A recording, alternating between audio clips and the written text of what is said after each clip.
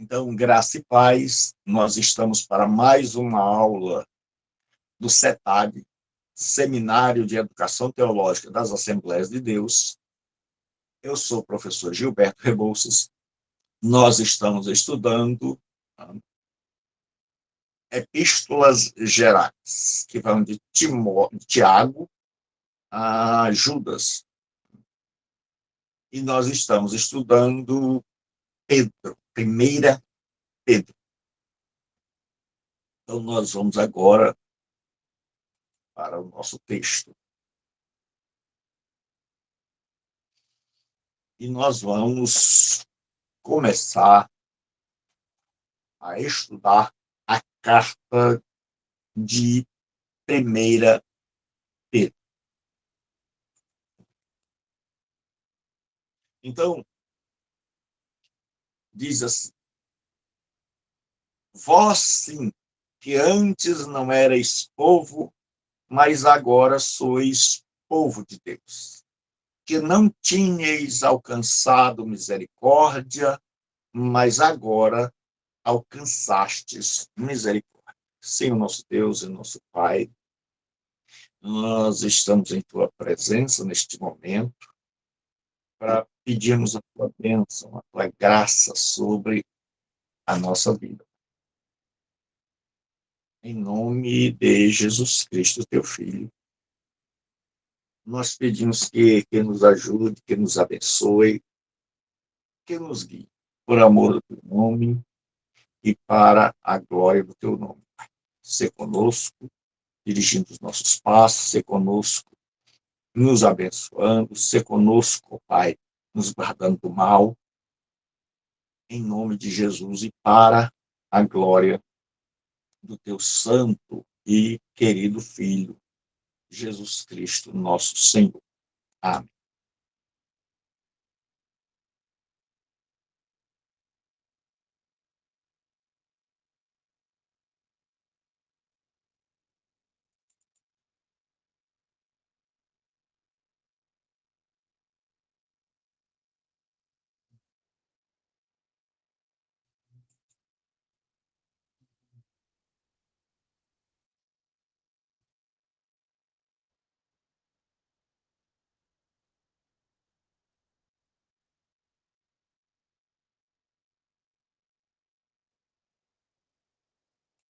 Então, vamos iniciar nossa aula de hoje. Então, nós temos aqui, nós paramos no versículo 9. Esse é um dos textos que apontam para essa carta como uma carta escrita para gentios. Quando há o debate de quem são os destinatários, então essa carta, uns dizem que ela foi escrita para judeus da diáspora, da dispersão, mas outros, com muita propriedade, e com evidências internas, dizem que ela foi escrita para gentios. E o peso maior vai para gentios, mas é bem possível que também lá tivesse judeus. Mas aqui está falando de um texto que Pedro tem em mente o profeta Oséias. Então ele diz assim: vós sim, que antes não erais povo. É claro que isso é uma forte alusão aos gentios. Quando Oséias prega, Deus manda que ele coloque o nome do filho dele de Lo-Ami, povo. Não meu povo.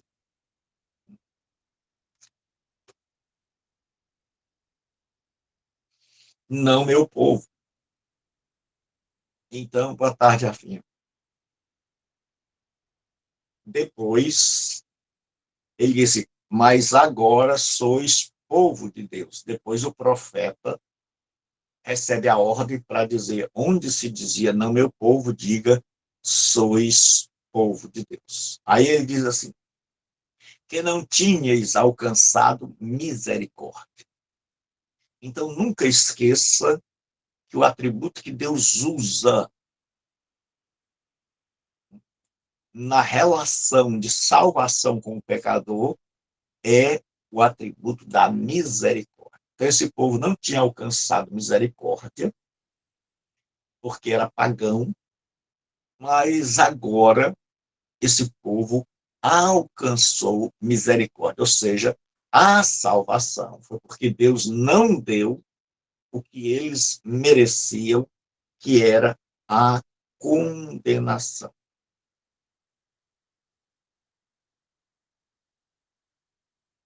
Então, agora nós vamos para o ponto 3, né? Ensinamentos éticos específicos. E ele vai falar de ser santo no meio dos incrédulos. E aí ele vai nos dar princípios gerais, Pedro, e ele vai dizer que nós devemos nos abster das paixões pecaminosas. Aí ele diz assim, amados, esse é um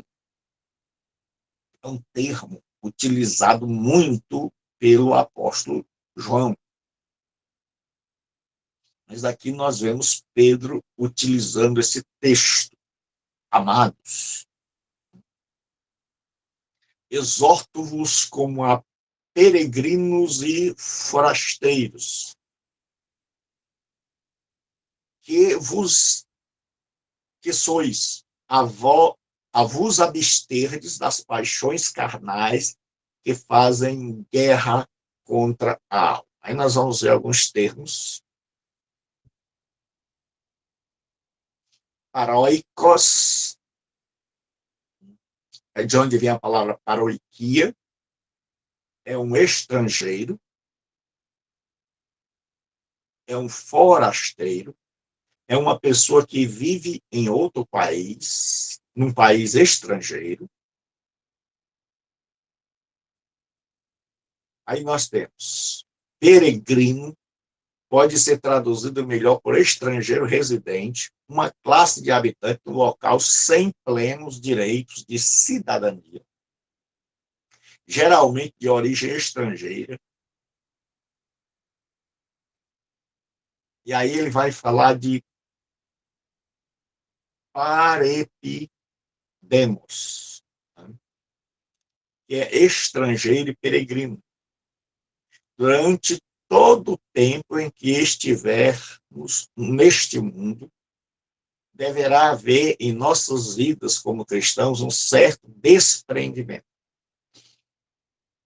Aí ele vai usar perepidemos, são forasteiros visitantes, gente que não se detém num local por certo tempo, não sendo residentes, pelos mais diversos motivos.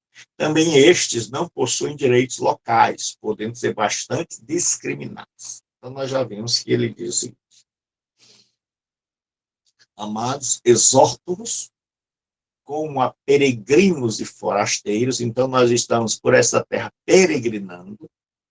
Jesus disse, não sois do mundo, como eu do mundo não sou, então nós somos forasteiros.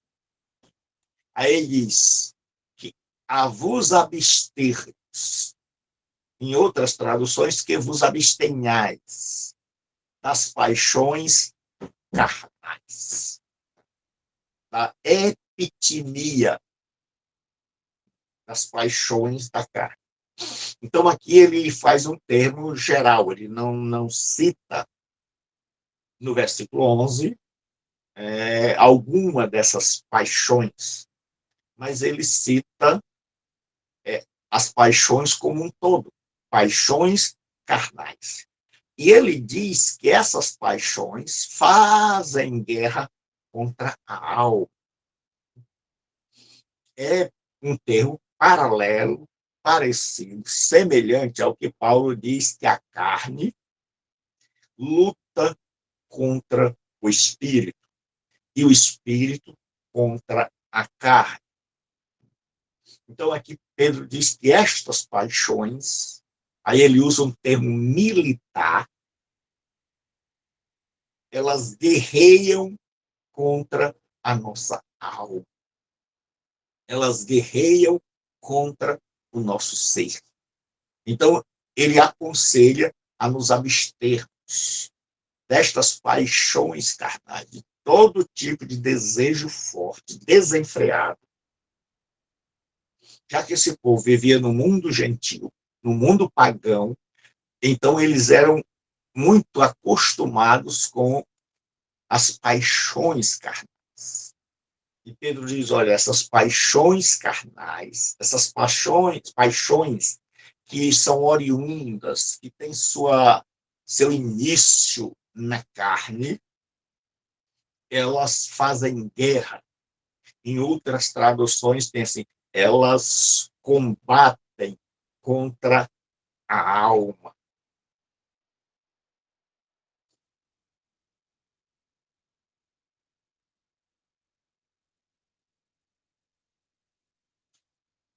Paixões carnais, epitimia, que quer dizer anelos, anseios, desejo de boa ou má índole, mas que aqui a palavra é usada no sentido negativo. Fazem guerra.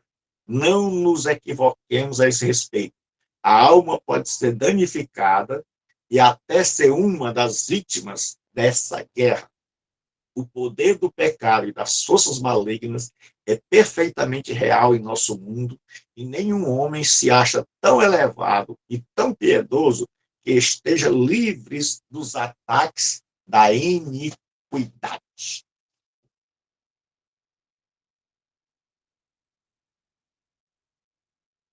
E aí ele vai usar o verbo epopitel, que quer dizer observar, ser um espectador.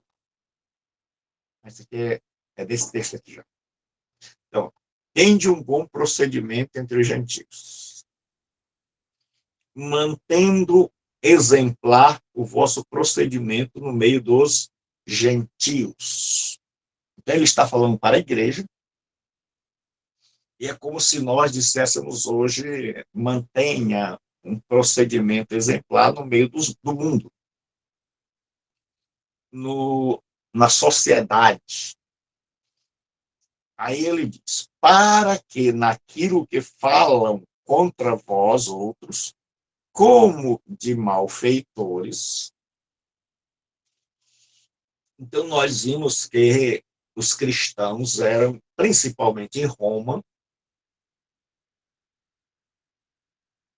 caluniados, difamados. Nós já vimos que eles eram acusados de serem ateus por crerem no homem e não nos deuses romanos. Eles eram acusados também de canibalismo, porque aos domingos eles se reuniam para comer a carne e beber o sangue de alguém. Eles eram acusados também de incesto, porque eles casavam, entre aspas, com uma irmã, eles chamavam a esposa de irmã, e aí o povo pegou e interpretou de forma equivocada, e eles não queimavam incenso ao imperador, e geralmente se reuniam secretamente. Então, a sociedade romana, no início, a sociedade judaica passou a admirar aquele povo, mas depois, tanto os judeus como os romanos passaram a hostilizar, a falar mal, a denegrir, a caluniar os cristãos. E por esse motivo, Pedro vai nos chamar, vamos seguir aqui a linha de pensamento. Pedro agora vai dizer a mim e a você, aos seus destinatários originais, que o caminho para calar a boca daquele que nos difama, daqueles que nos difamam, é o bom procedimento, é a boa conduta. Então, vou repetir. Pedro diz que o caminho para calarmos a boca, para mostrarmos que as acusações são mentirosas e infundadas contra o cristianismo, é uma vida cristã correta, sadia, abençoada. Então, ele sempre vai mostrar que só assim nós poderemos dar uma resposta para aqueles que nos caluniam. Então, a resposta cristã para as calúnias, para a difamação, é uma vida correta. E aí ele vai dizer assim: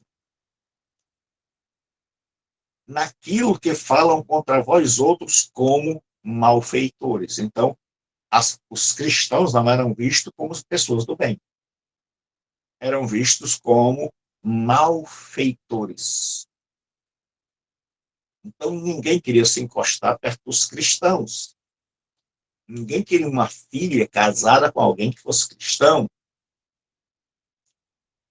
E aí ele diz o seguinte, que o jeito para calar a boca é observando-vos em vossas boas obras. Glorifiquem a Deus no dia da visitação.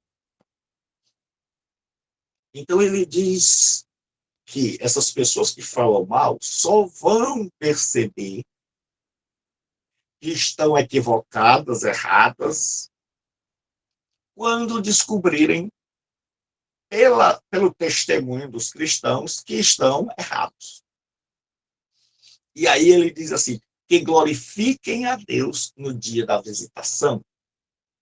Então, esse texto é muito discutido entre os estudiosos. O dia da visitação. O dia da visitação. Para alguns, esse dia da visitação seria a vinda do Senhor Jesus. Então, alguns dizem que seria a vinda do Senhor Jesus. Outros já acham que não é a vinda do Senhor Jesus, mas seria a vinda do juízo. Então, no dia em que Deus intervir, no dia em que Deus os chamar para a prestação de contas, ou um juízo final, ou um juízo local, um castigo. E existe uma terceira forma de interpretar o dia da visitação como o dia da conversão destas pessoas. Então, estas pessoas que falam mal, quando verem o bom testemunho dos cristãos, elas serão visitadas por Deus e se arrependerão. E aí vão glorificar a Deus. Deu para entender, pessoal? Sim, pastor. Obrigado.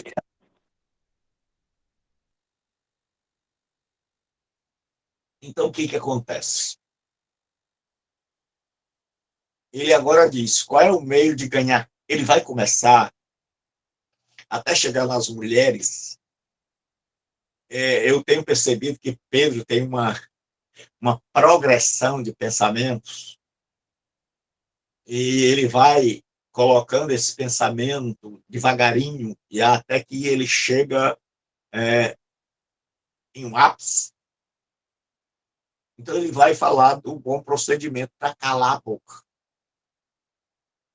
E ele vai dizer que estas pessoas que caluniavam os cristãos, como se fossem bandidos, como se fossem malfeitores, gente do mal, vai mudar de ideia quando observar as obras, a conduta correta.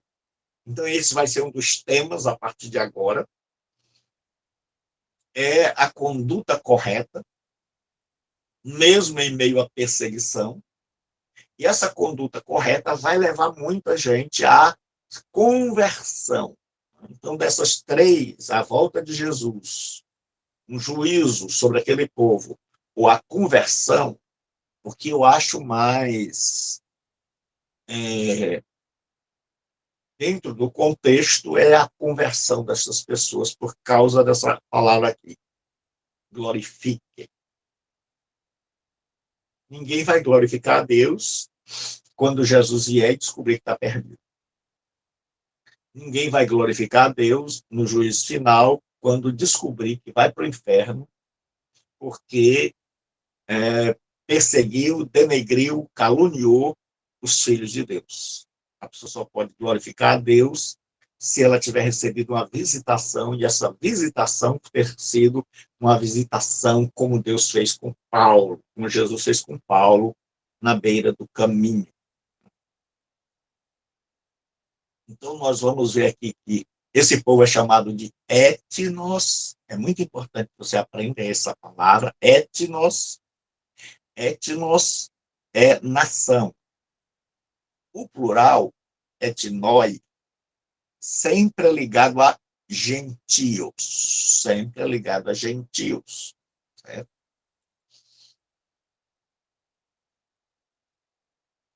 E aí aqui eu vou ler, porque eu achei interessante esse do Hoover. Uma guerra é um termo forte que geralmente significa a realização de uma campanha militar de longo prazo. Isso implica não apenas um antagonismo mais implacável, agressão maliciosa, uma vez que tem lugar na alma. É uma espécie de guerra civil, ou seja, uma guerra interna. Juntou-se com o conceito de desejos carnais. A imagem é de um exército de terroristas lascivos, travando uma busca interna e destruir a missão de conquistar e destruir com a missão de conquistar a alma do crente.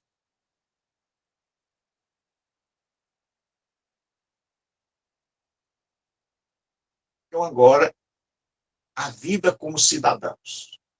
Sujeitai-vos à autoridade do governo, por amor do Senhor. Então, agora, Pedro vai associar essa conduta à questão da submissão. Ele, a partir desse momento, ele vai falar de submissão. O ser humano, por natureza, é rebelde. Desde a queda, né, e até mesmo antes da queda, nós tivemos oportunidade, e Adão agarrou, a oportunidade de se rebelar, de se revoltar contra a vontade de Deus. E pós-queda, esta vontade ficou mais forte. E Pedro vai começar a mostrar a necessidade da submissão. E estudando esse texto, eu vi um argumento muito forte que tende para que essa carta foi escrita antes do início da perseguição em 64. Então, seria aquele período no início da década de 60, que é esse. Deixa eu ver se eu acho logo, se não achar, eu vejo depois.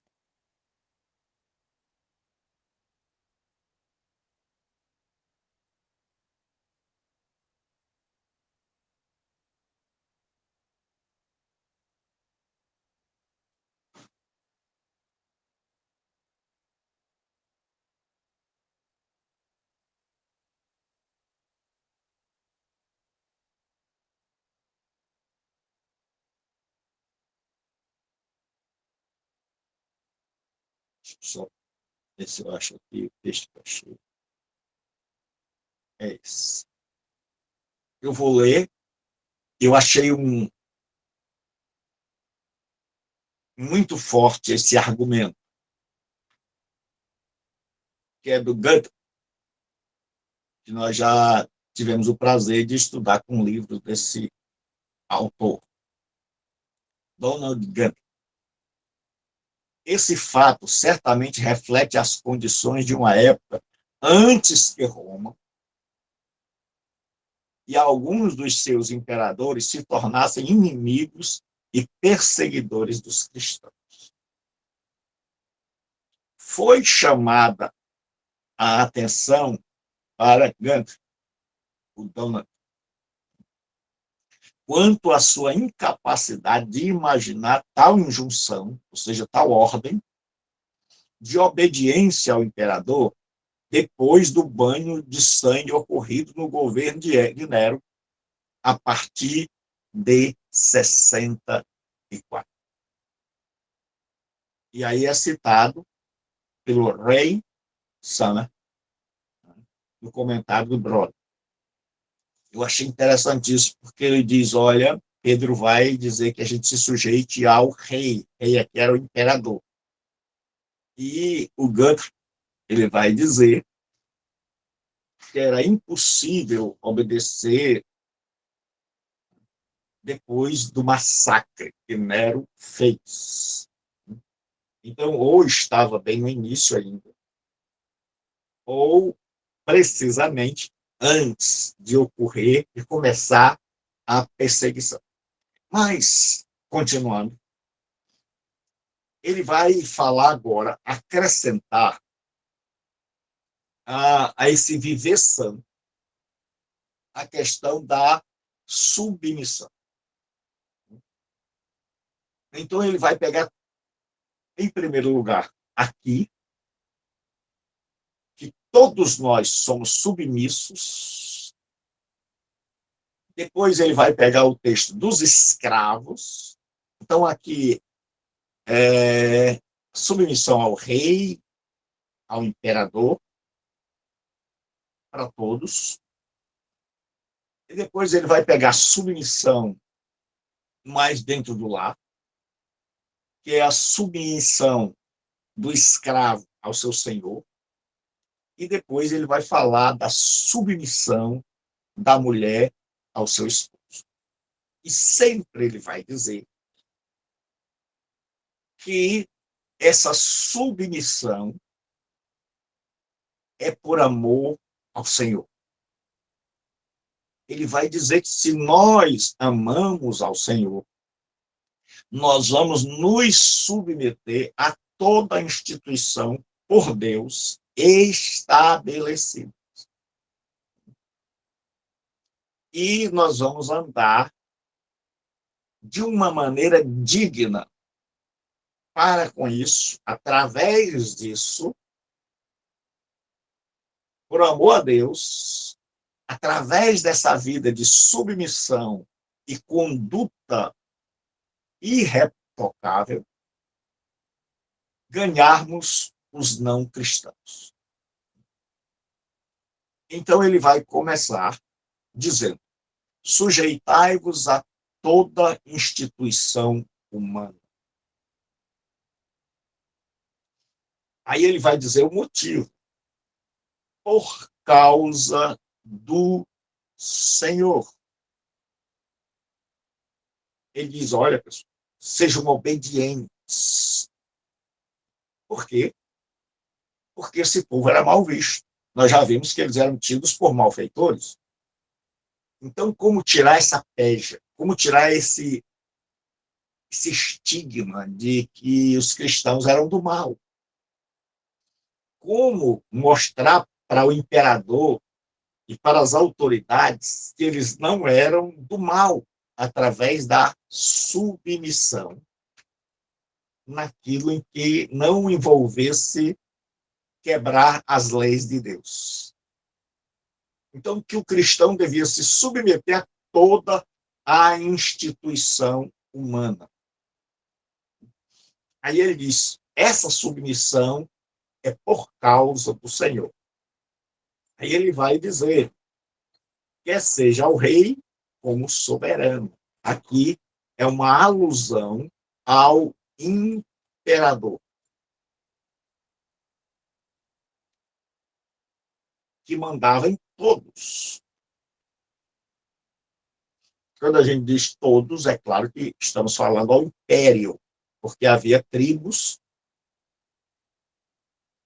os bárbaros que estavam fora do império, mas Pedro não tem em mente essa divisão. Quando ele fala disso, ele está querendo falar de todos, e Pedro tem como todos o Império Romano.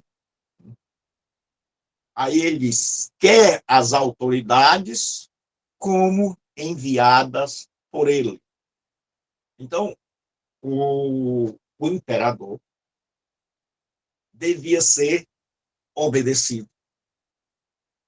Mas não somente os imperadores tinham o hábito de enviarem governadores, de estabelecer governadores e de enviar os governadores para ver como estavam as colônias. Então, Pedro diz não somente ao governador, como, não somente ao imperador, como aqueles por eles enviados. Que era o caso, por exemplo, vamos dar um caso aqui prático de Pilatos, que era o governador da Judéia. Então, nesse caso, Pedro estaria dizendo, não obedeça apenas a Nero, mas obedeça também a Pilatos, porque Pilatos está debaixo da autoridade de Nero, foi por ele enviado. Aí ele diz assim, tanto para castigo dos malfeitores, como para louvor dos que praticam o bem. Então ele diz que essas autoridades foram criadas, e aí ele está falando uma linguagem semelhante à do apóstolo Paulo, no capítulo 13 da carta aos Romanos. E Paulo diz que nós devemos temer as autoridades, pois elas não trazem a espada debalde ou em vão. Diga. Diga, Francisco. Foi sem querer, pastor. Ah, tá certo. Então diz assim, que tem dois grupos. Por isso eles têm que ter uma vida santa para mostrar em que grupo eles estão. Eles, tanto para o castigo dos malfeitores, como para o louvor, essa palavra é louvor aqui tem no sentido de elogio, dos que praticam o bem. Então, o que ele vai dizer? Ele vai dizer que se nós andarmos numa vida de submissão, de obediência às leis, às instituições humanas, com uma ressalva, desde que essas instituições não exijam de nós que pequemos, que quebremos as leis de Deus. Ele diz que essas instituições, tanto o imperador como os seus enviados, governadores, eles agem para punir os malfeitores e vão elogiar, vão ser instrumentos do bem, de proteção, para aqueles que andam corretamente. Aí ele diz, porque assim é a vontade de Deus. Ele vai explicar agora. Nós temos aqui uma conjunção explicativa do que ele vem argumentando. Ele diz, porque assim é a vontade de Deus, que pela prática do bem, façais emudecer a ignorância dos insensatos. Então, como eu já disse, eles eram muito difamados. Os livros escritos, os filósofos,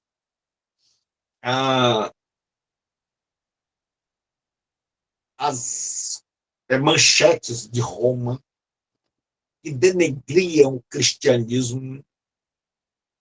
Agora, Pedro diz o seguinte, a vontade de Deus é que pela prática do bem, pela conduta correta, vocês calem a boca. A ignorância. Então ele diz, olha, eles fazem isso por ignorância.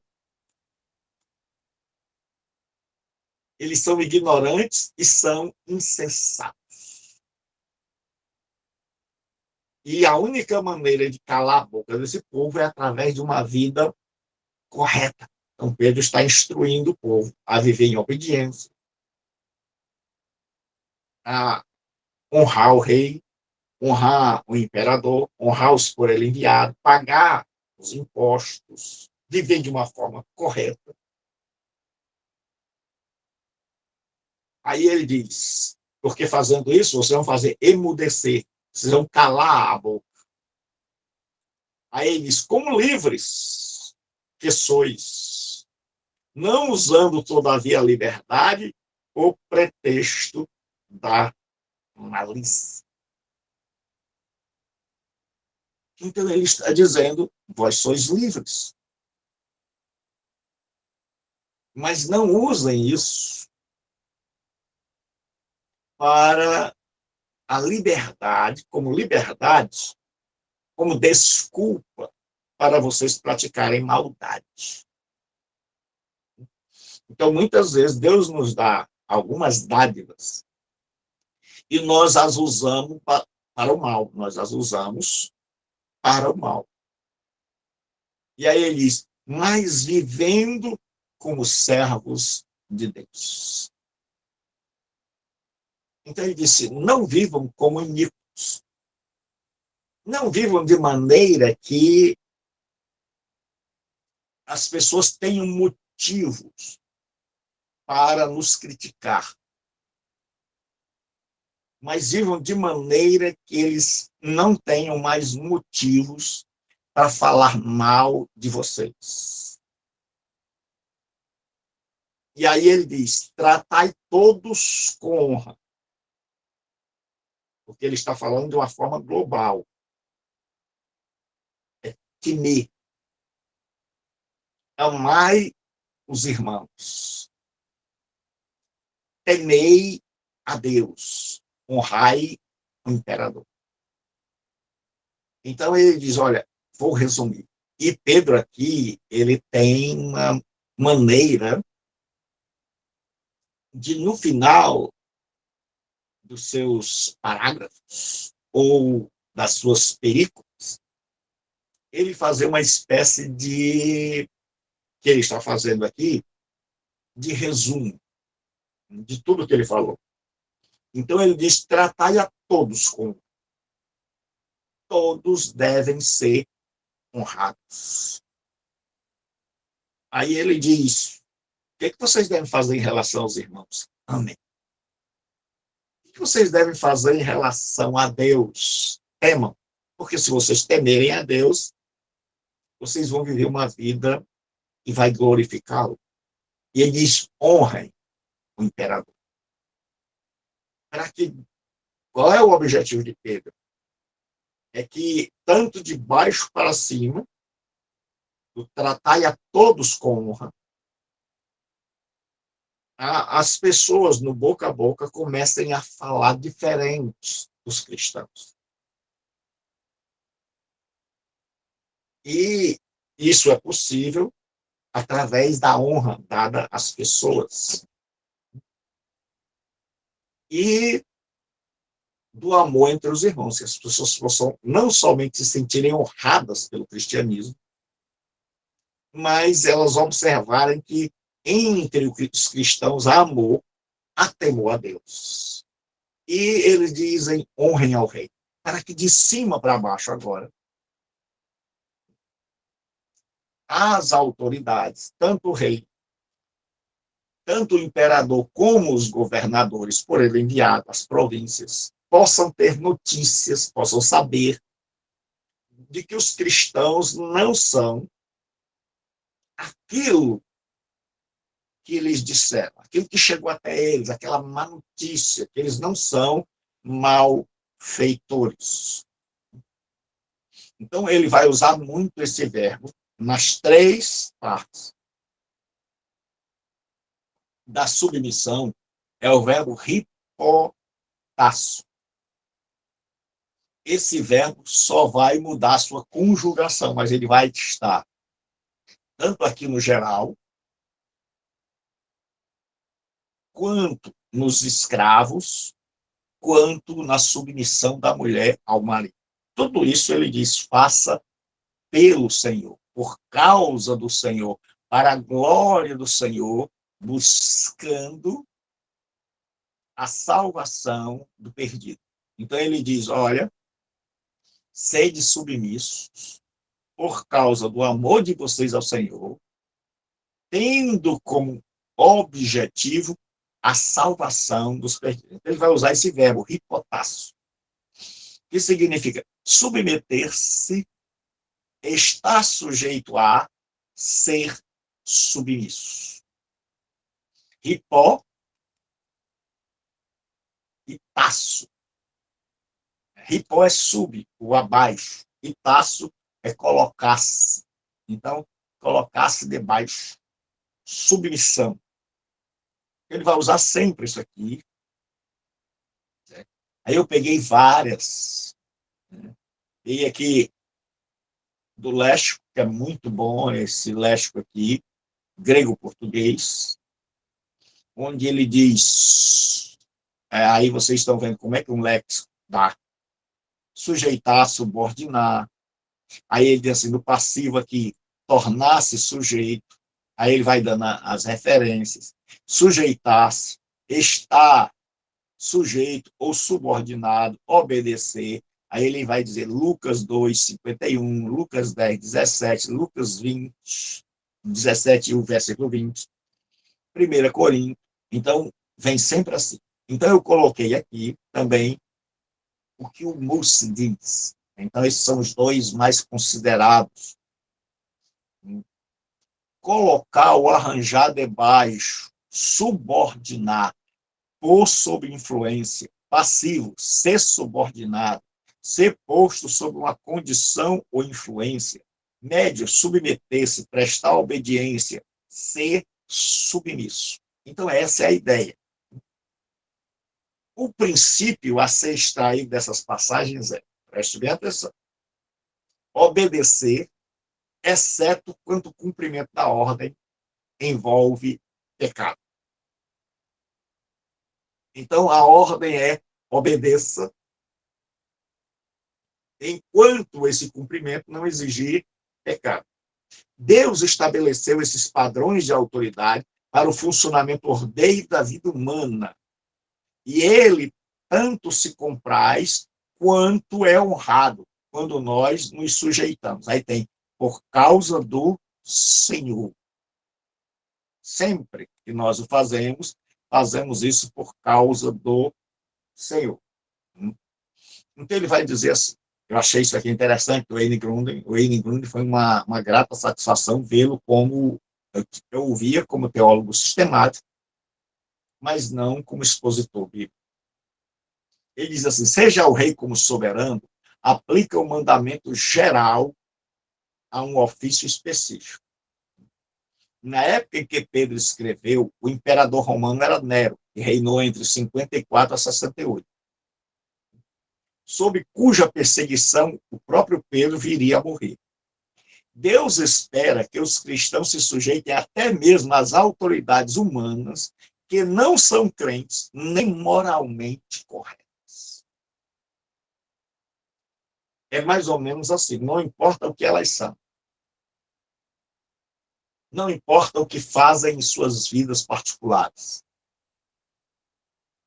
Mas quando estiverem agindo como autoridade e não pedirem coisas que vão nos fazer pecar contra Deus, então estas autoridades devem ser obedecidas, mesmo que, como Nero, na vida comum ela seja corrupta, na vida comum ela seja devassa, na sua vida cotidiana ela seja um beberrão, mas quando ele estiver no trono e ele for legislar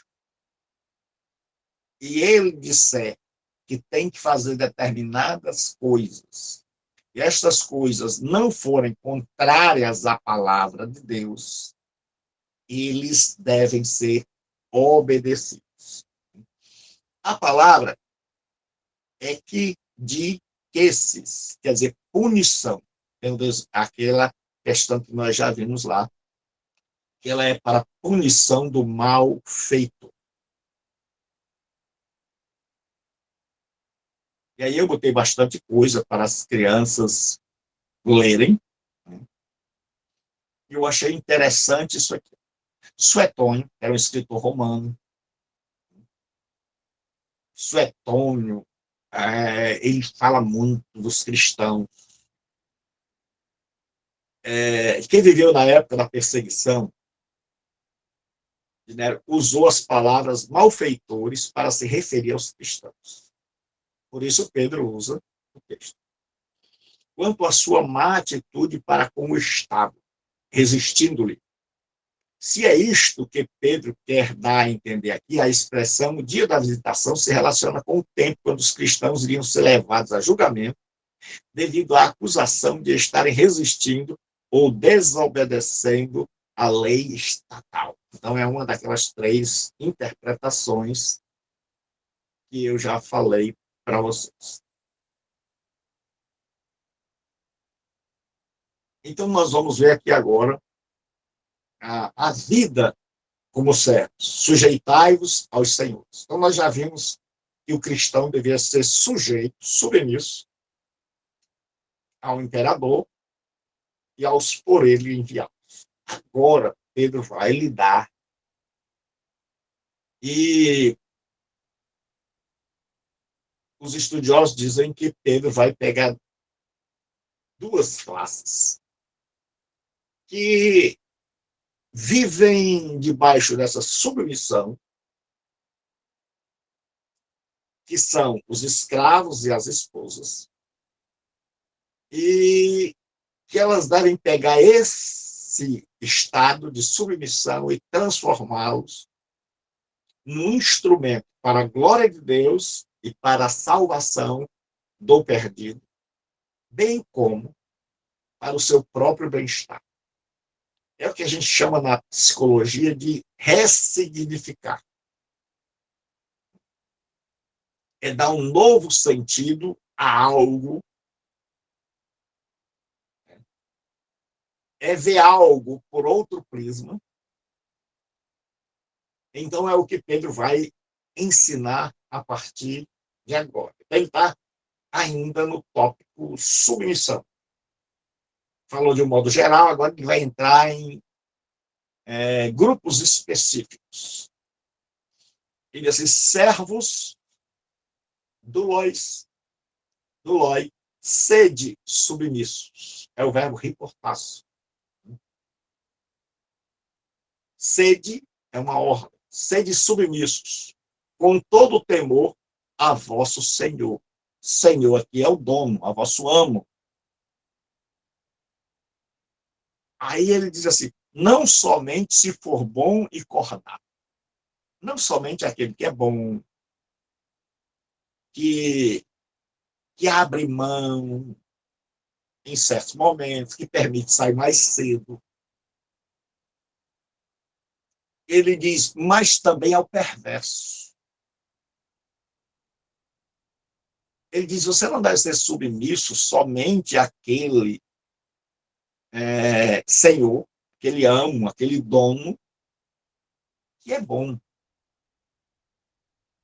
que é uma pessoa temperada, que é uma pessoa gentil, que é uma pessoa que, sempre que você faz um pedido, ele libera. Ele diz, mas também aquele que é perverso. Porque a questão é submissão. Porque naquela época, os perversos, eles faziam com que a pessoa trabalhasse mais do que o que ela era estipulado para ela trabalhar. Eles batiam, eles maltratavam, eles deixavam sem comida.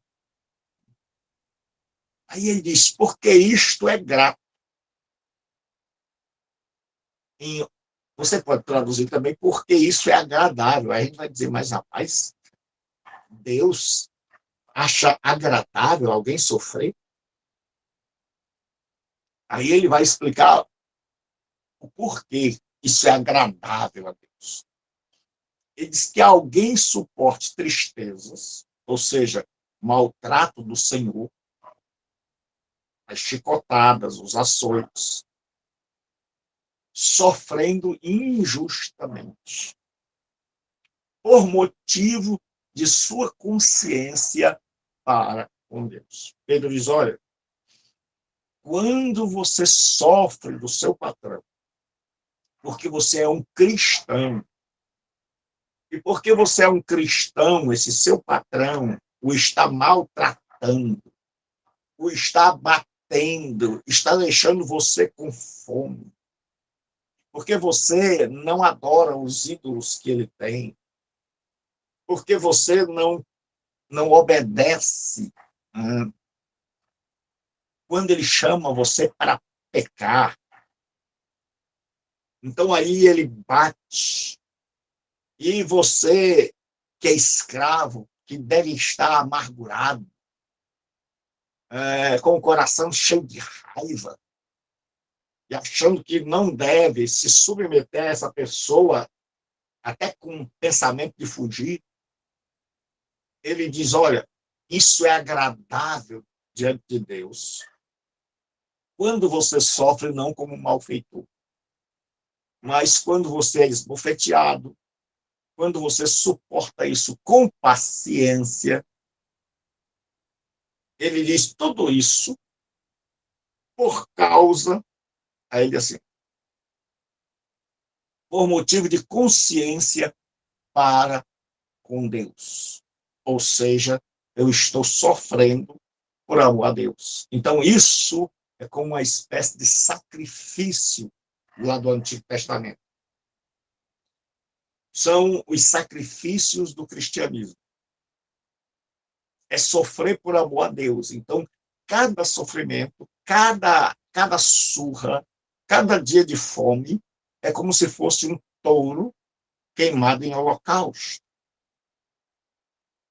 Por obediência a Deus, a pessoa está sofrendo, então ela está sacrificando a Deus.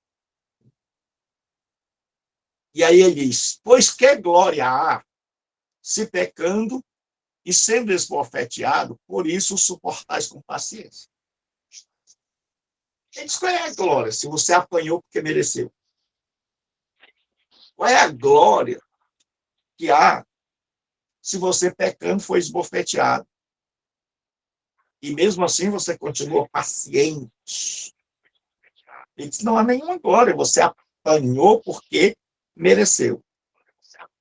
Aí ele diz, se tem o microfone aberto aí. Se. Só uma Diga mesmo. pergunta.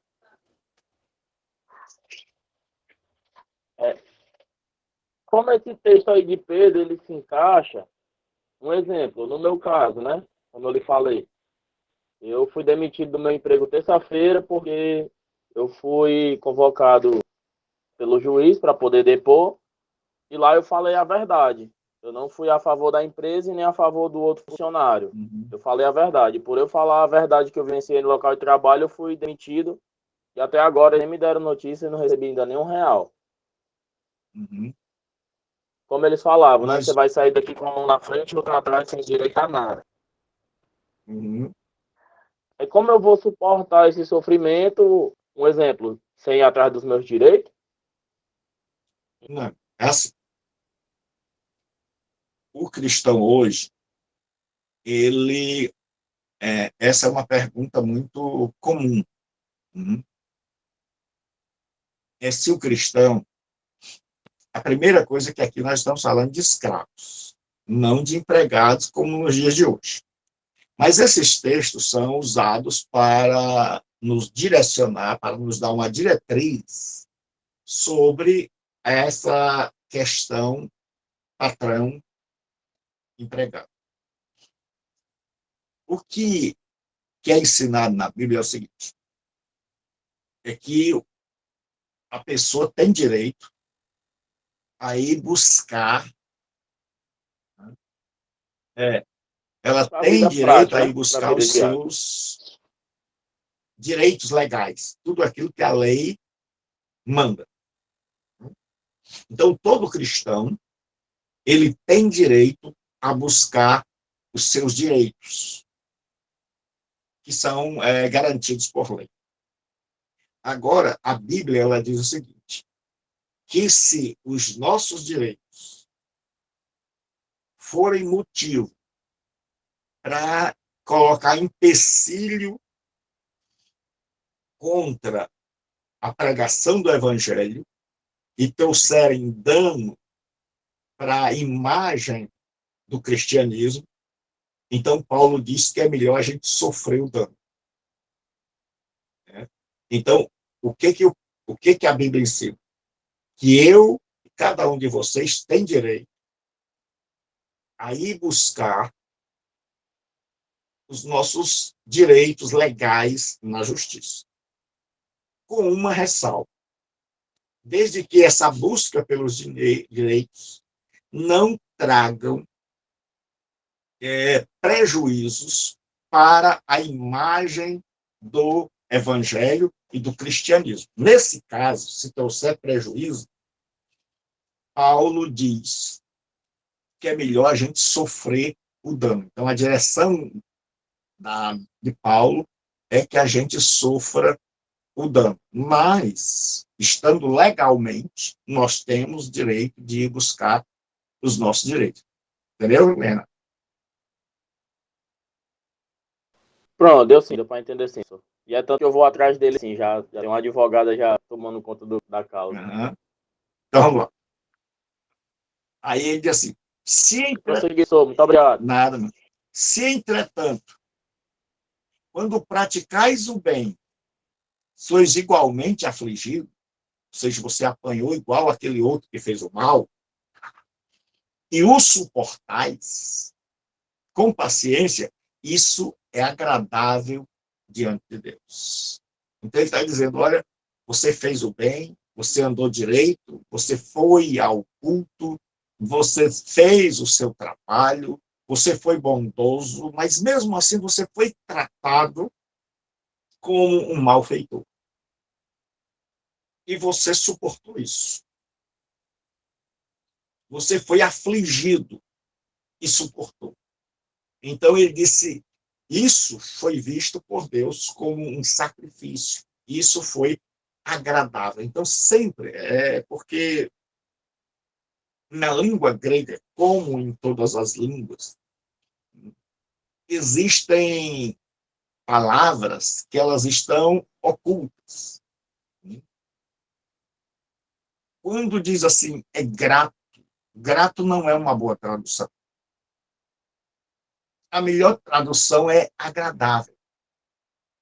Então, nós já vimos aqui que Pedro diz que nós devemos oferecer sacrifícios agradáveis a Deus. E nós vimos que sacrifícios agradáveis eram sacrifícios que estavam em conformidade com a orientação da palavra de Deus. Então, ele diz aqui que se nós suportamos com paciência as injustiças da vida, porque na vida nós vamos sofrer injustiça, ele diz que isso é um sacrifício agradável.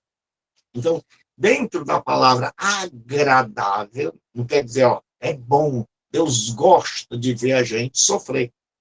Não, o texto está querendo dizer que Deus vê isso como um sacrifício oferecido a ele. Que agora não é mais touro, bezerro, pão de cevada, mas agora é esse suportar as aflições com perseverança, com paciência. Então, isso é visto por Deus como um sacrifício e ele se agrada deste sacrifício. Preste bem atenção, ele não se agrada do maltrato. Ele não se agrada de ver a gente sofrendo, mas ele se agrada da nossa atitude. Deu para todo mundo entender aí? Sim, pastor. E pastor, Sim, pastor. Então, ele vai usar aqui na palavra servos, não aquela palavra doulos, mas oiketes, que era o servo doméstico, aquele que trabalhava dentro de uma casa. Aí, Pedro vai usar a palavra sofrer. Né? Olha o verbo que ele usa, passo. De onde vocês acham que vem esse verbo passo? É a palavra parecida, lá no Antigo Testamento.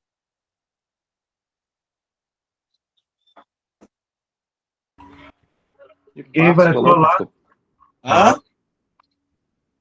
Glória a Diga, Deus. Jair. Diga, Jair. O pastor falou aí, eu ia falar, se não ia falar. O pessoal tá travando. Qual é, Jair? É o Páscoa, né? Isso. Então, quando ele vai usar um verbo, ele já pensa num verbo que o povo entenda. Passo. É sofrer. O particípio. Aqui ele está no presente do indicativo ativo. E aí você só acrescenta o ni. Aqui fica pasco. Aí é sofrendo. Aí diz assim, a mera resignação não é causa de orgulho. Os escravos, como escolares, algumas vezes competiam uns com os outros na demonstração de habilidades para suportar a punição corporal sem hesitar. Se o castigo é merecido, então não há glória em suportá-lo. Mas demonstrar paciência face à injustiça é a verdadeira evidência do caráter cristão. Aí eu peço a vocês que façam aí os acentos, porque o meu computador nessa semana foi consertado aqui, o PC, e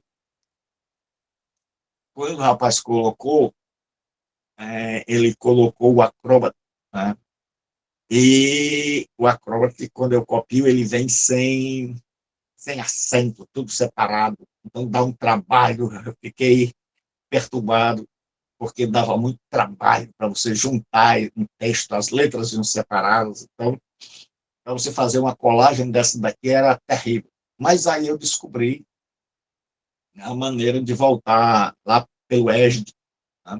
Abrir com, e aí consegui, mas em alguns casos eu ainda não corrigi. Então, onde tiver sem acento, por favor, corrija.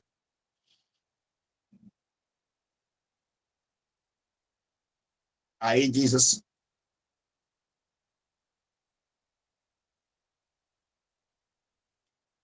vamos agora continuar nossa aula.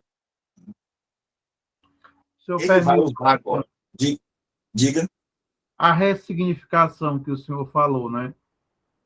Porque o sofrimento, ele normalmente ele causa amargura no coração de quem está sofrendo, né?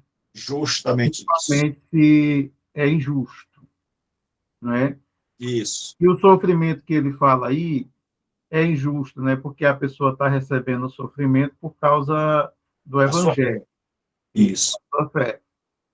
Aí a ressignificação que o senhor falou, que ele deveria ver que o que ele estava sofrendo Um sacrifício. Isso, de era agradável ao Senhor. Exatamente. É interessante. Glória a Deus. Muito bonito. Sim. Então, pessoal, o Jailson pegou bem. Obrigado, Jailson, pela observação. Isso que o Jailson falou é muito importante. Todos nós temos dificuldade de lidar com a injustiça. Todos nós temos muita dificuldade. E, geralmente, a nossa conduta diante da injustiça é o que na psicologia se chama de fuga, de escapismo. É a gente sair, é a gente, como diz o povo, cair fora. Então a gente sai com o coração amargurado, a gente sai sentindo-se, como no caso do nosso amigo Renan, injustiçado. Eu fiz o bem, eu falei a verdade, né? E mesmo assim eu fui injustiçado. Então, uma das perguntas que a gente faz é: cadê Deus? Cadê a justiça? E aí Pedro, ele nos diz que Deus vê isso como um sacrifício. E agora você imagina lá no Antigo Testamento, onde você vivia de comer carne de animal. Não era um lugar, principalmente no deserto, onde tivesse muitas opções de comida. Então, a opção maior e melhor era a carne. Então, parecia assim injusto. Já isso fez esse adendo, essa colocação tão boa, isso me lembrou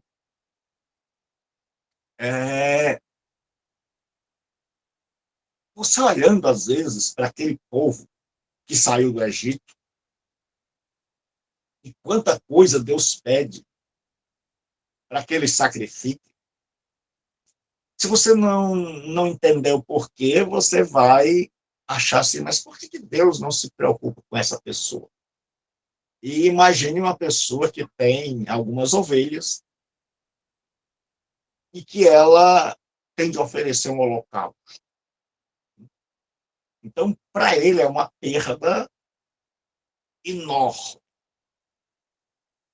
Então, para ele ressignificar isso, para ele dar um outro sentido a isso, ele tem que olhar, que era o caso de Caim e Abel. Para Caim, a adoração, levar aquilo que lhe era caro, era algo difícil. Era algo que ele não esperava de Deus. Já para Abel, levar o melhor, o mais caro, aquele que lhe custasse mais, era agradável. Então, Pedro está usando agora essa ressignificação e dizendo: olha, vocês, ao invés de ficarem amargurados, como falou o irmão Jailson, ao invés de vocês ficarem chocados, ao invés de vocês estarem mudando de igreja, e aqui não tem nada a ver com o irmão aí que saiu da Bela Vista, mas ao invés de vocês ficarem sendo um poço de amargura, de tristeza, ressignifiquem. Vejam isso como um sacrifício que o Senhor se agradou. E aí você vai ser igual a Abel, não morto, mas alegre. E aí ele vai usar o maior exemplo possível. Ele vai dizer que o maior sofredor é aquele que sofreu mais injustamente, porque eu e você, por mais que soframos, por mais injusto que seja o nosso sofrimento, jamais será igual ao de Jesus Cristo. E ele vai dizer que Jesus suportou tudo confiando em Deus. Ele diz: porquanto para isso foste chamados. Esses são textos que muita gente gostaria de cortar da Escritura. A gente pensa que só o não cristão quer tirar texto das Escrituras. Mas muitos cristãos, se pudessem, cortariam alguns textos.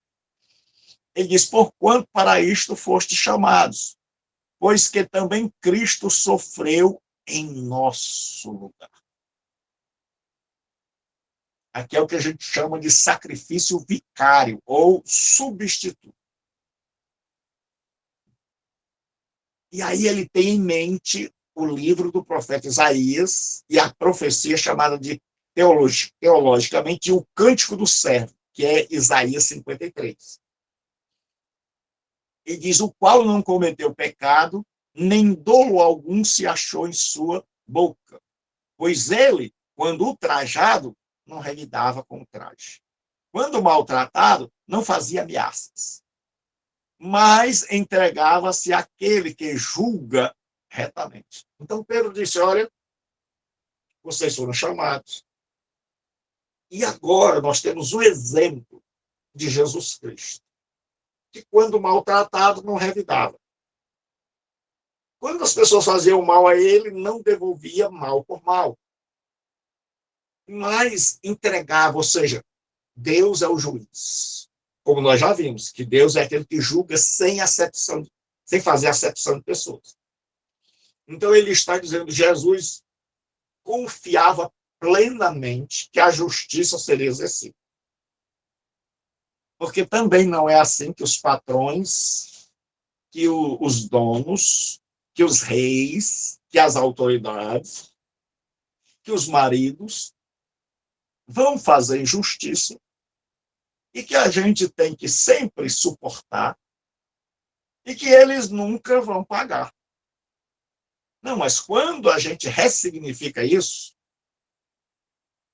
e a gente só pode ressignificar quando a gente entende a Escritura, é que Pedro está dizendo que Jesus entregava tudo a Deus, como se dissesse assim, Pai, o Senhor tem a hora de dar o pago.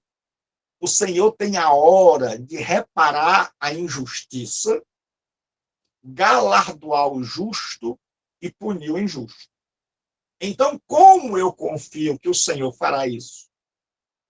Eu suporto isso. Isso me dá força para suportar, sabendo que a injustiça não será tratada de forma impune.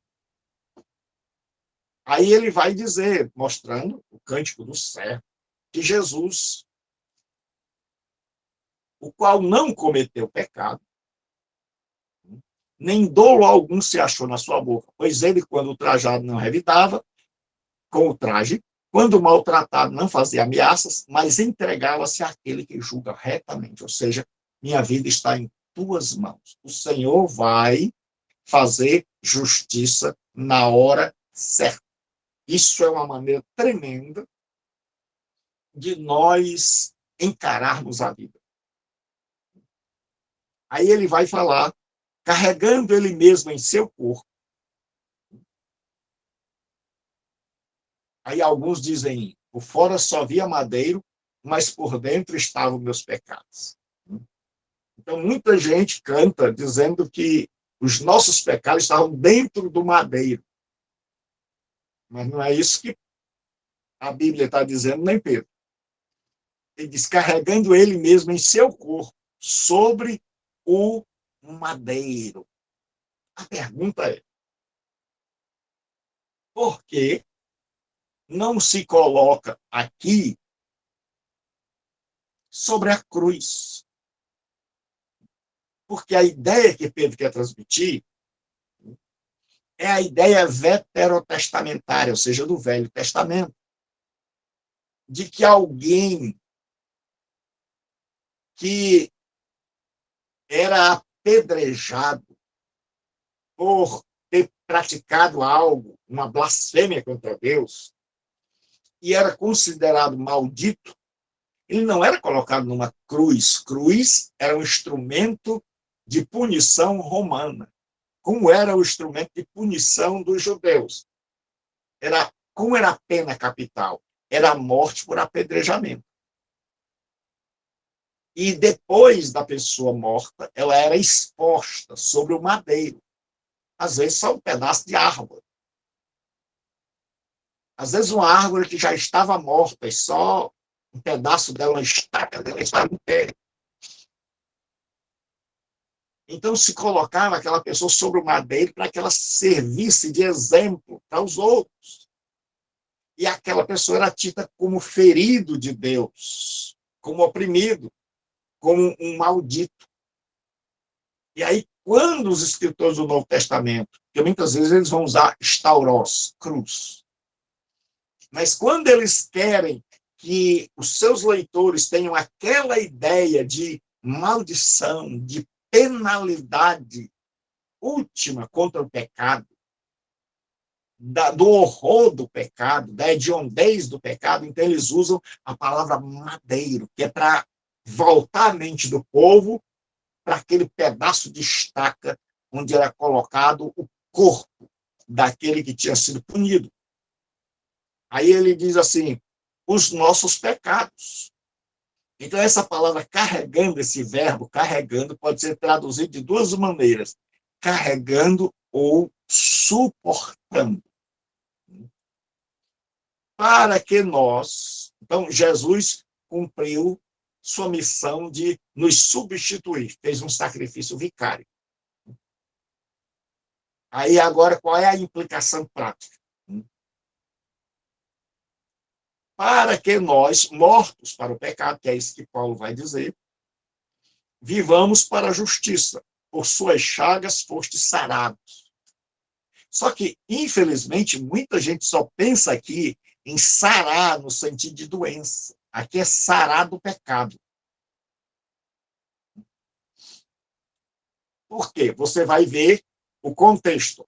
Carregando ele mesmo em seu corpo sobre o madeiro os nossos pecados. Então, está falando aqui de pecados que Jesus levou, suportou no madeiro. Aí ele continua dizendo, para que nós, mortos para os pecados, vivamos para a justiça. Aí vem a conclusão. Por suas chagas fostes sarados. Então, sarados está em contraste com pecados. Isso não exclui a cura divina. Mas o que o apóstolo e o que Isaías estava falando é que esse sarar, ser sarado, foste sarado do pior mal. Foste sarados do pecado. Ele diz assim, porque estáveis desgarrados como ovelhas, perdidos. Agora, então esse era o nosso estado anterior, desgarrado. Agora, porém, vos convertestes ao pastor e bispo da vossa alma. Então, agora, aqueles leitores de Pedro estão voltando ao seu caminho.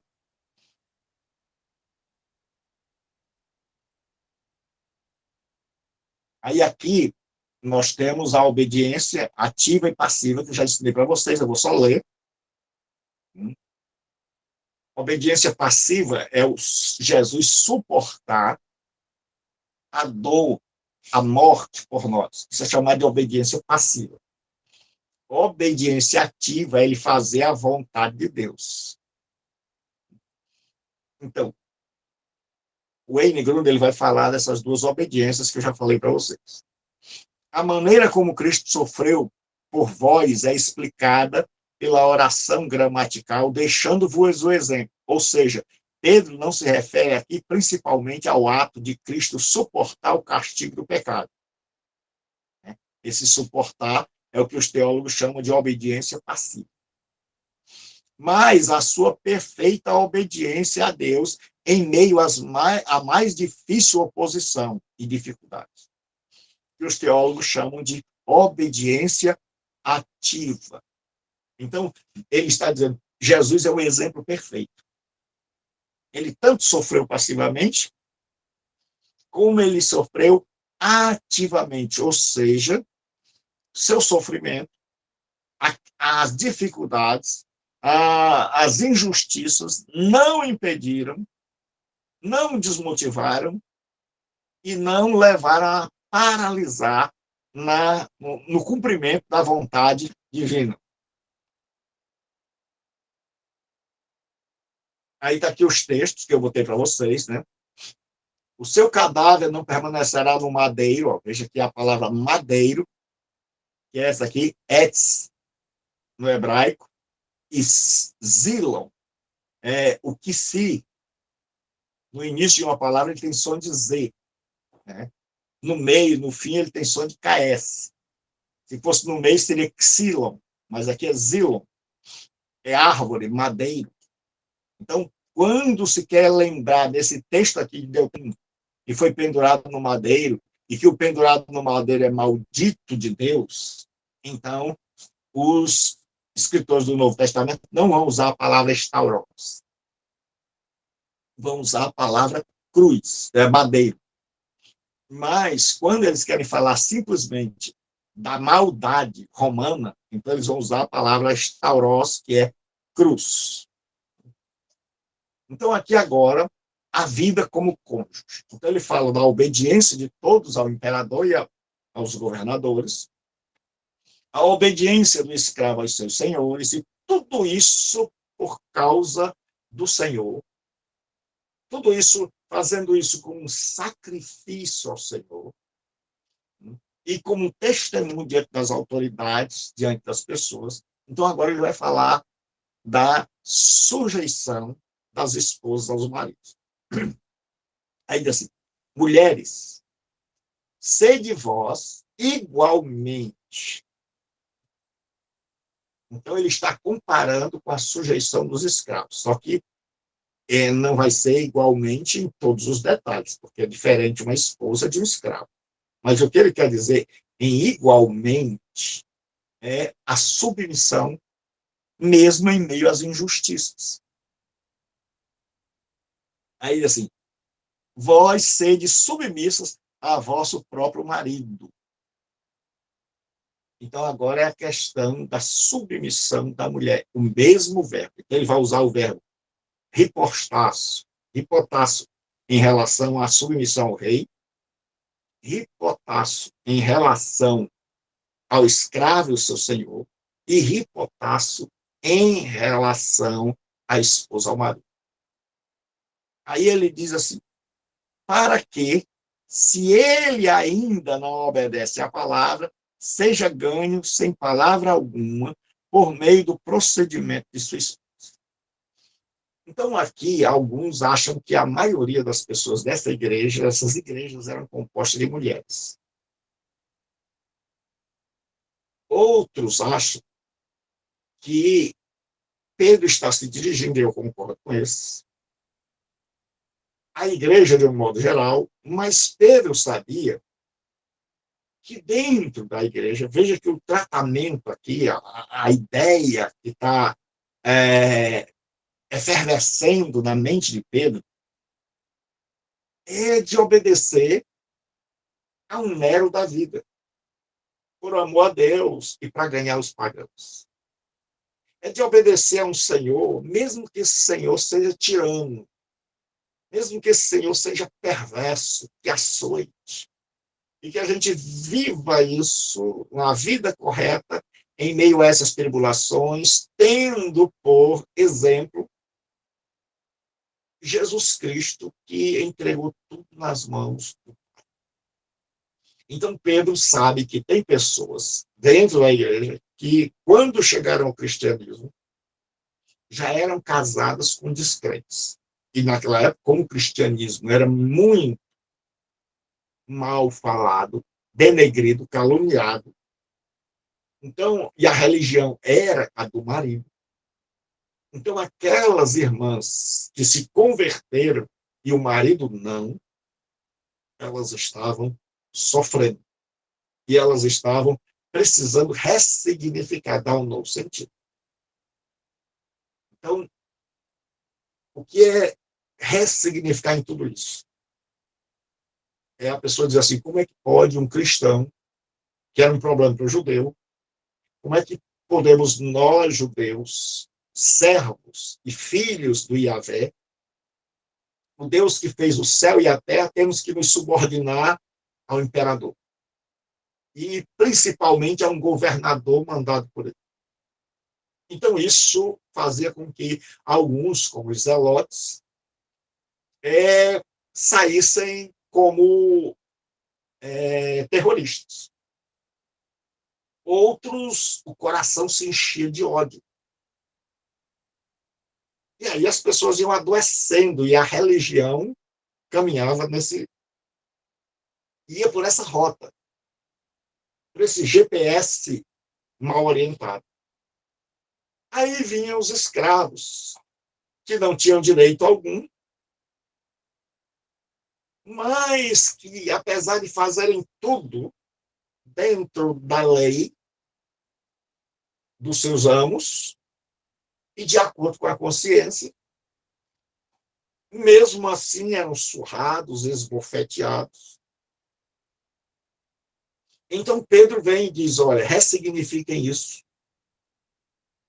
Vejam isso não pelo lado que o judeu vê, mas vejam isso como algo, como um sacrifício agradável a Deus. Só que ele só coloca o agradável.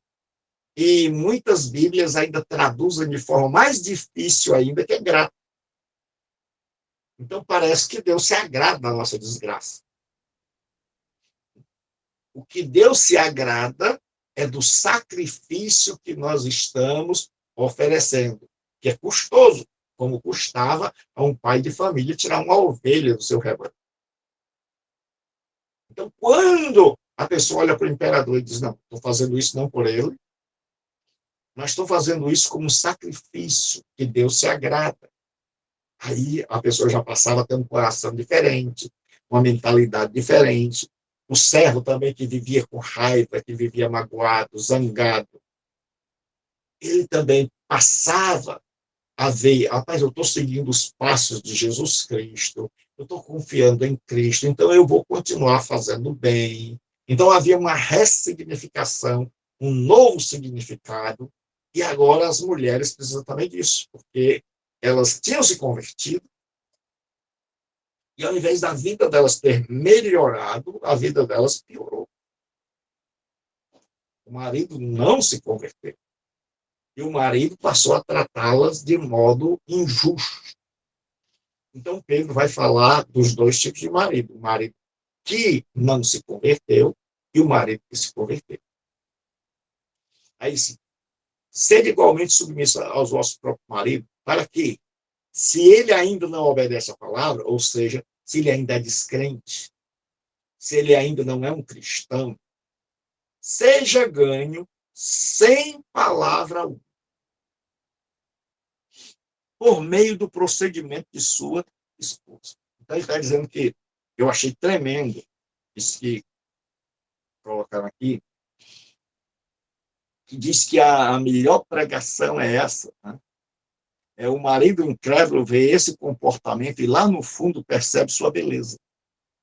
Dentro de seu coração há um testemunho de que isso é certo, de que é assim que Deus quis que homens e mulheres se relacionassem, como marido e mulher. Portanto, o marido conclui ser verdadeiro o evangelho, em que sua mulher crê. Aí diz assim, Wayne Miller, lá é dito que os não crentes estão observando as obras que os cristãos praticam. E é por aí que podem ser atraídos. Então vamos lá, voltar para terminar já. Aí ele assim, ao observar o vosso honesto comportamento cheio de temor. Então o testemunho da mulher vai levar o marido a repensar o cristianismo. Então, não esqueça isso, não perca isso em mente. O cristianismo era uma religião mal falada. Era uma religião onde todas as pessoas ímpias caluniavam, denegriam, era mal visto. Então, o imperador tinha uma visão negativa, os amos tinham uma visão negativa, os maridos não cristãos tinham uma visão negativa do cristianismo. E isso precisava mudar. Tanto para o bem do mundo, do evangelho e da própria pessoa. Ele vai nos dizer aqui, ao observar o vosso honesto comportamento cheio de temor. Então, eles estão observando e vão ver que aquele cristianismo é autêntico. Aí, esse Homer, eu gostei muito dele assim, a vida santa é uma possibilidade eficaz a até mesmo, preste atenção nisso, quando a palavra de Deus é rejeitada. Olha o que ele diz. A vida santa é uma possibilidade eficaz, até mesmo quando a palavra de Deus é rejeitada. Ele está dizendo, aquele marido descrente rejeitou a palavra de Deus. Não quis dar a ela crédito, mas não pode rejeitar o testemunho que ele está vendo na vida da esposa.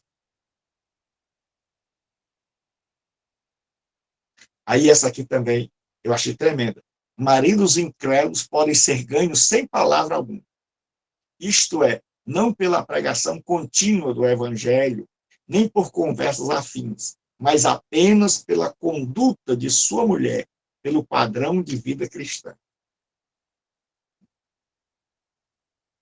Aí agora nós vamos para a questão da beleza. A questão da beleza dessas esposas, Pedro vai dizer, ele vai fazer um contraste entre a beleza exterior e a beleza interior. Então, eu vou repetir, ele vai fazer um contraste entre a beleza exterior e a beleza interior. E ele vai dizer que a beleza exterior não é errada, mas ela é efêmera, passageira, tem prazo de validade, enquanto que a beleza interior é eterna. Então, ele vai optar pela eterna, em vez da temporal. Aí ele diz assim, não seja o adorno da esposa o que é exterior. Ele vai fazer um contraste entre a beleza exterior e a beleza interior. Aí ele vai dizer 3 coisas, como o frisado de cabelos, o adereço de ouro e aparato do vestuário. Nós já vimos que o frisado nos cabelos era coisa muito cara. Então, em meio a um povo pobre, eu já mostrei a vocês lá em Romanos como eram os penteados. Tá? Esses penteados tinham várias camadas, eram muito caros. E naquela época a mulher ela não usava apenas brincos, colares, pulseiras, mas elas usavam tiaras, pendentes no nariz e muitas vezes objetos caríssimos. Então, tudo que Pedro vai falar aqui é coisa cara em um mundo que está sofrendo fome. Então ele diz, olha, vocês querem ser belas? Porque parece que algumas mulheres estavam tentando atrair o marido pela beleza. E aí ele diz que beleza é essa que elas devem usar. Primeiro ele diz o que não deve. Que não deve ser só essa. Nem adereços de ouro.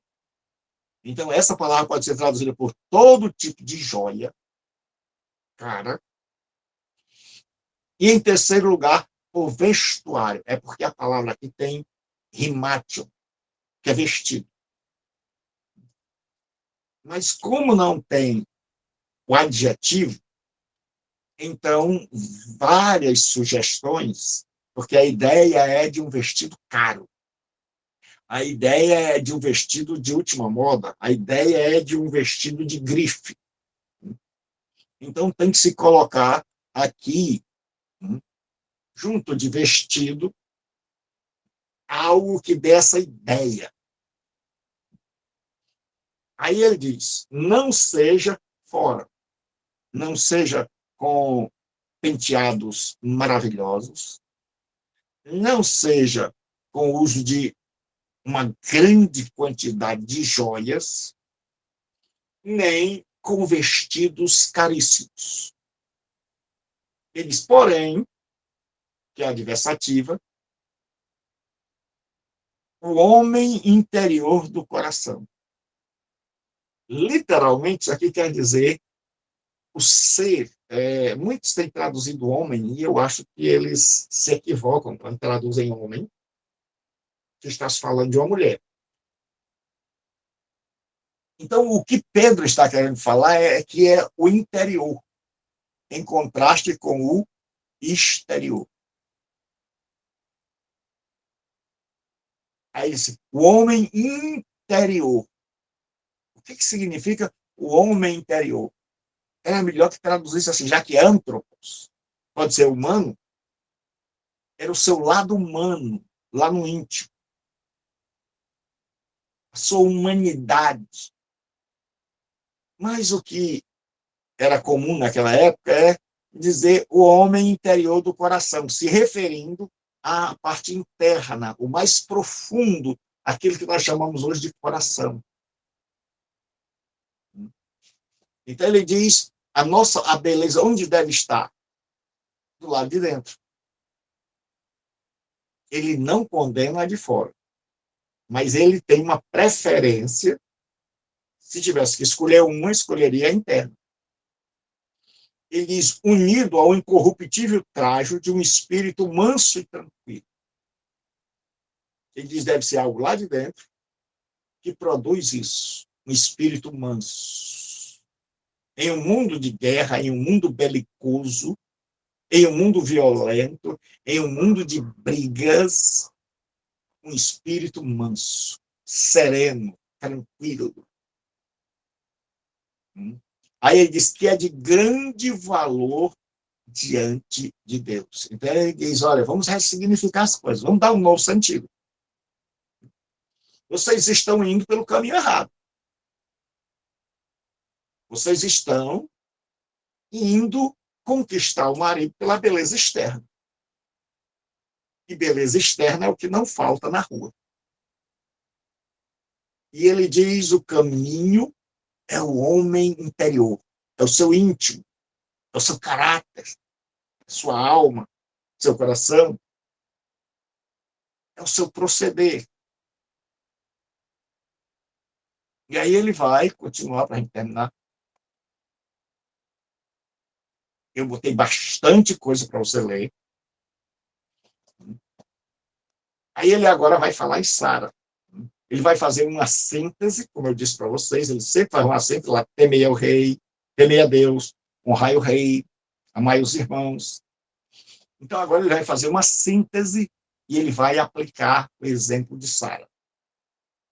Pois assim também, foi assim também que a si mesmo se ataviaram outrora as santas mulheres, ou seja, elas eram belas por fora, mas eram muito mais belas no seu caráter, que esperavam em Deus. Então, veja que sempre tudo está na confiança em Deus, estando submissos a seus próprios maridos. Como fazia Sara, que obedeceu a Abraão, chamando-lhe Senhor, da qual vós sois nos tornastes filhas, praticando o bem e não temendo perturbação alguma. Então, ele agora vai usar o exemplo de Sara, das mulheres do Antigo Testamento e Sara. Aí ele diz, olha, Sara chamou seu marido de Senhor, reconhecendo que Deus o havia colocado como líder. Então, ela estava fazendo aquilo não apenas por Abraão, mas por Deus. E como os filhos de Israel eram tidos como filhos de Abraão, e isso era uma honra para eles, as mulheres, se os homens eram filhos de Abraão, as mulheres queriam ser filhas de Sara. Então Pedro disse, olha, como é que você se torna uma filha de Sara, obedecendo ao seu marido? Seguindo o exemplo daquela que vocês tanto honram, Sara. Assim como os homens, todos eles querem honrar Abraão e seriam altamente felizes se alguém os comparasse com Abraão, então, agora, vocês estão sendo comparadas com Sara. Vocês podem viver como filhas de Sara se vocês obedecerem a vossos maridos. E aí ele diz assim, vos tornastes filhos, por ocasião da conversão, praticando o bem e não temendo perturbação alguma. Ou seja, estas mulheres que tinham maridos infiéis, elas, se confiassem em Deus, saberiam que Deus cuidaria da vida delas. Então, elas não iam temer aos maus tratos, à mágoa, ao ódio do esposo, da sociedade ímpia. Então, ele diz, se elas fizerem isso, se elas obedecerem ao esposo, se elas se tornarem filhas de Sara e elas praticarem o bem, elas podem ficar tranquilas e não temer nenhuma das tribulações que vêm, porque Deus estará com elas. Aí vem agora, de 6 versículos que ele usa para a mulher, ele usa para o marido, para a gente terminar a nossa aula de hoje. Maridos, vós, igualmente, vivei a vida comum do lar, com discernimento e tendo consideração para com a vossa mulher como vaso mais frágil. Aqui é assim. Maridos, vós, igualmente, vivei com elas a vida comum do lar. Ou seja, vocês estão vivendo debaixo do mesmo teto. Vocês estão vivendo, não tem mais 2 agendas. Não é o que o seu marido faz e o que você faz. Agora, os 2 se tornaram um. Então, agora é uma vida comum. É uma vida que tudo é em comum. E vocês vivem num lar. Então, ele diz, maridos, viva com essa mulher, não como se você morasse só. Mas agora você tem uma companheira, você tem alguém que está ali do seu lado. Aí ele diz, com discernimento. Esse discernimento é já uma tradução de uma palavra que pode ser traduzida por sabedoria. Em muitas versões tem sabedoria. Eu acho discernimento melhor. Aí ele diz, com discernimento, sabendo discernir. Discernir o quê? Tendo consideração para a sua mulher como vaso mais frágil. Então, a fragilidade aqui não é que o homem é superior à mulher. Nós já vimos isso naquele texto da Trindade, que fala sobre igualdade ontológica, mas subordinação econômica. Ou seja, igual no ser, mas diferença nos papéis. Igual no ser, diferença nos papéis. Então, aqui, homem e mulher, no ser, são iguais. Agora, nos papéis, e também, provavelmente, o que ele está pensando na força muscular,